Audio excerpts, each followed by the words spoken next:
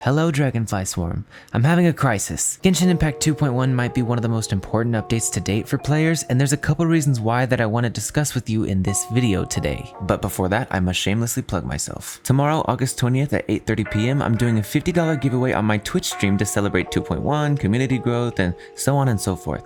Lots to celebrate recently.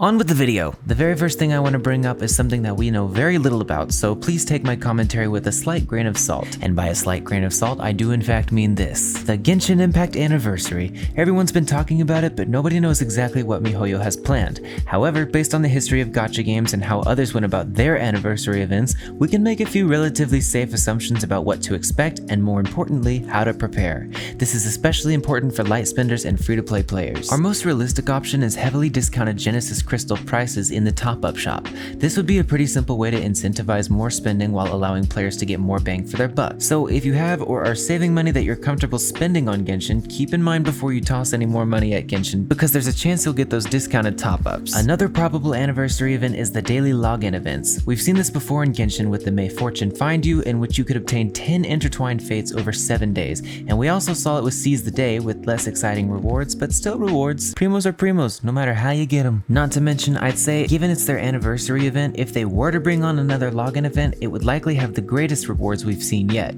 even better than the 10 fates in a week. I don't see why they'd skimp out on such a big event. There are a lot of other possibilities with the anniversary, but the last one I want to bring up for now is the theory that they'll somehow allow you to obtain a free 5-star, possibly even of your choosing. And I'm gonna be brutally honest, I don't think this one has much merit. Genshin at the end of the day is a gacha game, and to just give us the option to choose a 5-star defeats the nature of the game, as cool as it would be to choose our own 5-star. And that's not to say that I think it absolutely won't happen, I just wouldn't count on it. Overall, in terms of the anniversary event, if you plan on doing any big Primogem spending or money spending on Genshin, I really recommend, as painful as it is, I know, holding off until we get some official info on the event. You could be saving yourself a lot of value if you do hold off. The next topic I want to discuss is one that people have been raging about for months now, a Ganyu Rerun. Now, while she's obviously very extremely unlikely to get a rerun in 2.1, given that we have Ball and Kokomi on miHoYo's official lineup, there are a few factors that make me think her rerun is coming at least within the next few patches. The first thing I want to say is that many people have been debating whether Albedo's or Ganyu's rerun will be first, and I'd like to think that it's quite obvious that the priority will be Ganyu. Not only did her first banner have one of the highest performing payouts for miHoYo, but she somehow got even more popular after her banner ended because of an influx of new players and the hype around her being regarded as the best DPS in the game. And though it's safe to say her rerun isn't slated for 2.1, it's a bit difficult to say when they'll fit her rerun, assuming I'm correct by thinking she's the next official rerun, because of the many possible Inazuma characters that miHoYo is much more likely to prioritize given Inazuma's massive hype train. TLDR on Ganyu, she's likely the next rerun based on miHoYo's banner activity history, but it's also likely she won't be slated until 2.2 at the earliest. Once again, instead of destroying me in case this is all incorrect, please remember the salt. The last big point I want to talk about is the state of the Electro element. Obviously, the Raiden Shogun is confirmed to be a playable character soon, and so is her devout vision wielder Sara, aka Bird Mask Lady, if you will. And there's a couple reasons why I believe these two will redefine the element as a whole. Electro has always had issues finding its use in Genshin, but as I stated in a recent video, miHoYo has subtly been opening new doors for the element. And with the release of the Electro Archon herself, plus another new Electro character, I highly doubt they passed up the opportunity to make these two characters meta-defining, which in turn might affect how we see Electro as a whole. In short, I'd keep a close eye on this meta shift if you're a free-to-play or light spender, or if you just enjoy Electro as an element,